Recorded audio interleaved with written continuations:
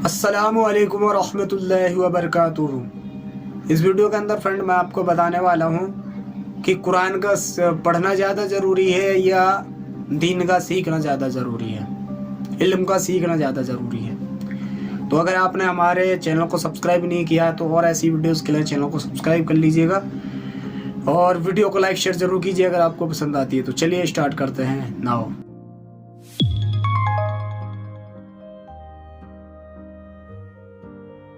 Starting में बताया कि क्या कुरान को पढ़ना ज़्यादा ज़रूरी है या इल्म सीखना ज़्यादा ज़रूरी है। देखिए फ्रेंड, दोनों ही चीज़ों का जो हल निकल के आएगा वो एक ही निकल करके आएगा, लेकिन उसको हमें समझना है क्योंकि पढ़ने का ही दोनों के अंदर हुक्म है। इल्म को भी पढ़ा जाता है और कुरान को भी पढ़ा जाता है। कुरान पाक अल्लाह की जो आसमानी किताब है वो लोहे महफूज में महफूज है और इसकी जो फजीलत है माह रमज़ानुल मुबारक के अंदर पढ़ने की वो बहुत ज़्यादा है। तो एक हदीस पाक का मैं आपको हवाला देता हूँ। हज़रत अबू ज़र रज़ियल्लाहु ताला अन्हु रिवायत करते हैं कि रसूलुल्लाह सल्लल्लाहु अलैहि वसल्लम ने इरशाद फरमाया, जिसका मफ़हूम है कि अबू ज़र, कुरान की एक आयत सीखना जो है 100 रकात नमाज से अफजल है। 100 रकात नमाज से अफजल है, तो मुमकिन है कि वो नफिल नमाजी होंगी। दूसरी आगे बढ़ते हैं तो आगे अल्लाह के रसूल सल्लल्लाहु अलैहि वसल्लम ने फरमाया, जिसका मफ़हूम है कि अगर आप दीन का एक बाब सीखते हो, मसलन वो तय्युम का ही हो, यानी कि जो हम जहाँ पे पानी मौजूद नहीं होता वहाँ पे तयम्मुम किया जाता है मिट्टी से, तो उसका मसला ही क्यों ना हो, अगर आपने वो भी सीख लिया तो वो 1000 रकात नमाज से बेहतर है। तो आप इससे अंदाज़ा ये लगा सकते हैं कि फजीलत तरजीह किस पे दी जा रही है, इल्म पर। इल्म होगा तो आप कुरान को बेहतर ये बताया कि कुरान को मायने के साथ पढ़ा जाए। तो मायनों के साथ पढ़ेंगे तो क्या होगा, आपके पास इल्म आएगा और इल्म के साथ कोई चीज़ करोगे तो उस पर बहुत बड़ा नफ़ा होगा और अजर सवाब होगा।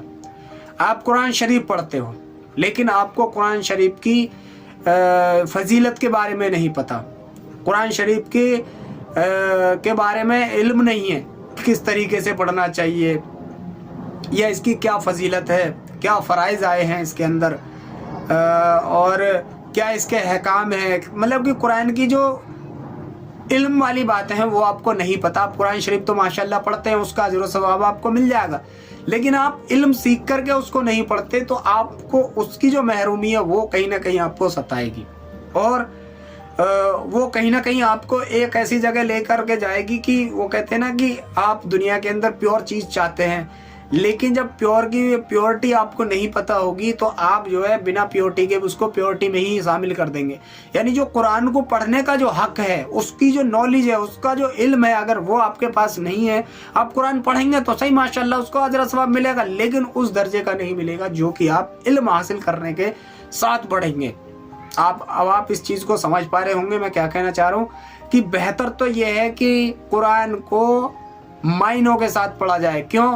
क्योंकि मक्का मदीना के अंदर जो लैंग्वेज थी अरबिक लैंग्वेज, वो कुरान की लैंग्वेज है। वो उनको आज जैसे हमें हिंदी समझ में आती है वैसे ही अरबी उनको हिंदी की तरह समझ में आती थी, लेकिन आज हम अरबी पढ़ते हैं तो हमें कुरान कहाँ समझ में आता है कि अल्लाह ताला इस सूरत के अंदर, इस आयत के अंदर, कुरान के अंदर क्या कहना चाहता है।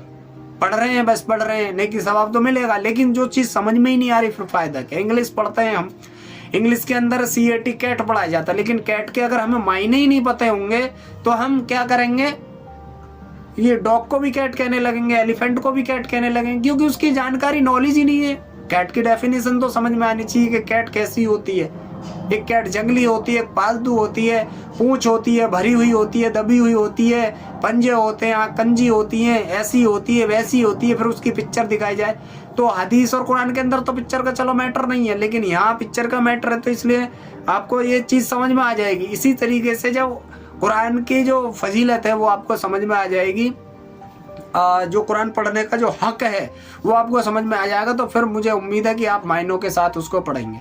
लेकिन जब तक आपको कुरान शरीफ आपने नहीं पढ़ा है तो बेहतर ये कि पहले आप कुरान शरीफ को मुकम्मल कीजिए, कुरान शरीफ पढ़िएगा।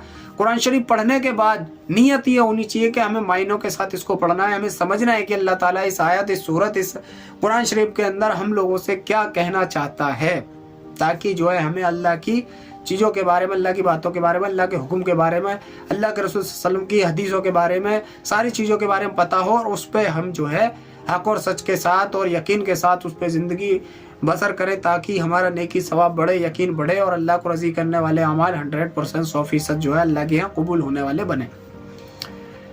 बेहतर बता दिया मैंने कि मायनों के साथ पढ़ा जाए। उसके बाद अगर मायनों के साथ नहीं पढ़ते हैं तो अच्छे मखारिज के साथ पढ़ा जाए।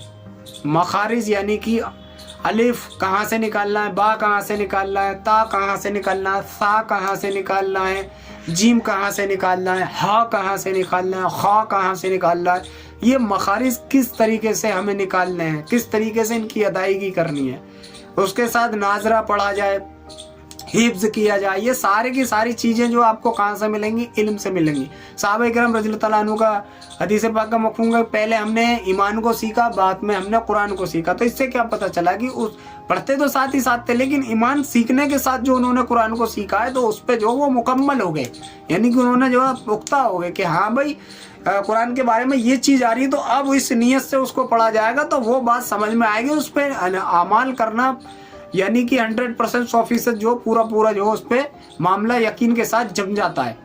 जब हमें पता लगेगा कि कुरान पढ़ने पर हमें क्या मिलने वाला है, कुरान से अल्लाह क्या चाह रहा है, कुरान के अंदर क्या फजीलत है, वो सारी चीज़ें जब हमारे समझ में आ जाएंगी तो फिर जो है और ज़्यादा बेटर हमारे लिए नेकी सवाब ज़रूर सवाब हमारे नामा अमाल में लिखा जाएगा।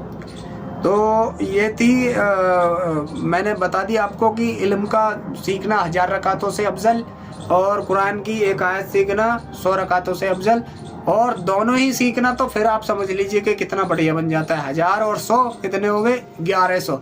तो आप 1100 को ही मुकम्मल कर लीजिए कि आपको कुरान भी सीखना है और आपको इल्म भी सीखना है। इल्म सीखने के साथ साथ आपको कुरान भी सीखना है। तो इंशाअल्लाह ताला मुझे उम्मीद है अल्लाह ताला हमारी नेकी सवाब का ज़ख़ीरा कल आखिरत के दिन हमें बहुत बड़े पाए।